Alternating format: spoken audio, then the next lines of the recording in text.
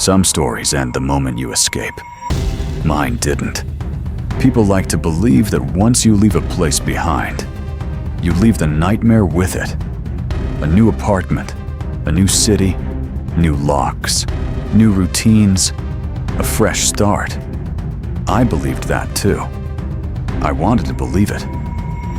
But some things don't stay inside old buildings.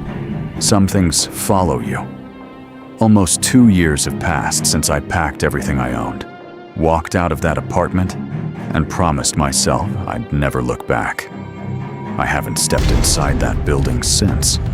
The locks have been replaced. The walls have been repainted. New tenants sleep in the bedroom where it all happened. To everyone else, it's just another apartment. To me, it's the only place that ever made me question whether I actually knew what alone meant. Even now, there are nights when I wake up for no reason at exactly 2:17 a.m. No alarm, no nightmare, no sound outside, just complete silence until I hear it. 3 slow scratches, the exact same 3 scratches that used to come from inside my bedroom wall, every single time. I always tell myself it's just another dream. Then I notice my heart is already racing, like some part of me remembers before my mind does. I know how unbelievable that sounds.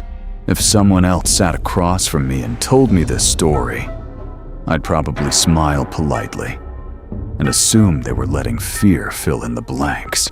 I wish that were true, because believing this would have been so much easier than living through it. For months, I convinced myself I was imagining everything. Stress, exhaustion, living alone for the first time, working long shifts, too much caffeine, not enough sleep. I had an explanation for every strange thing that happened, every noise, every feeling, every moment that made the hair on the back of my neck stand up. Until the night I finally called the police. I remember feeling embarrassed while I explained everything. Halfway through, I almost apologized for wasting their time. I expected them to laugh.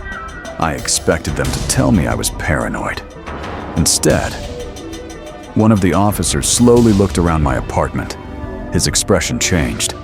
Then he turned to me and quietly said, "Don't touch anything." A second later, he spoke into his radio. "We're going to need more units." Nobody laughed. Nobody rolled their eyes. Nobody told me I was imagining things. That was the exact moment I realized I hadn't been losing my mind. Something had been inside my apartment.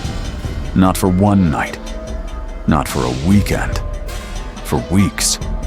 Maybe even longer. And somehow, it had stayed hidden only a few feet away from me every single day. The part that still keeps me awake isn't the fact that someone had been living there. It's wondering how many times we were in the apartment together, without me ever knowing. Looking back now, the warning signs seem painfully obvious. Food disappeared, but never enough for me to notice immediately. A few slices of bread, half a bottle of water, 1 missing yogurt, just enough to make me think I'd forgotten buying it. Cabinet doors were always slightly out of place, not wide open, not obviously moved, just different enough that I'd stop for a second. Wonder if I'd left them that way, then convince myself I had. Sometimes I'd come home from work, unlock the front door, and freeze before I even stepped inside. There would be a smell in the apartment that shouldn't have been there. Warm food, fresh coffee, sometimes cigarette smoke, even though I had never smoked a day in my life.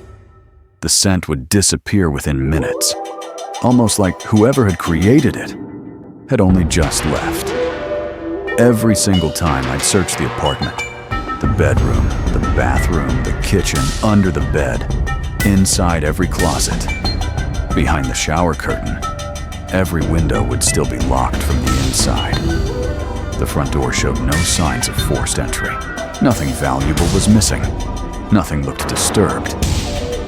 Eventually, I convinced myself that living alone was making me overly sensitive, that loneliness was playing tricks on me, that every creak in the building sounded scarier because there was nobody else around to hear it. Then one night, everything changed. I was putting away a box in the back of my bedroom closet when my hand pressed against the rear wall. Instead of solid drywall, I felt something hollow. I knocked again. The sound echoed. Curious, I pulled a few old storage boxes out of the way and ran my fingers along the edge of the panel. That's when I noticed a thin gap, almost perfectly hidden beneath the layers of old paint. I grabbed a flashlight, looked closer, and my stomach dropped. Hidden behind the back wall of my bedroom closet was a door that should never have existed.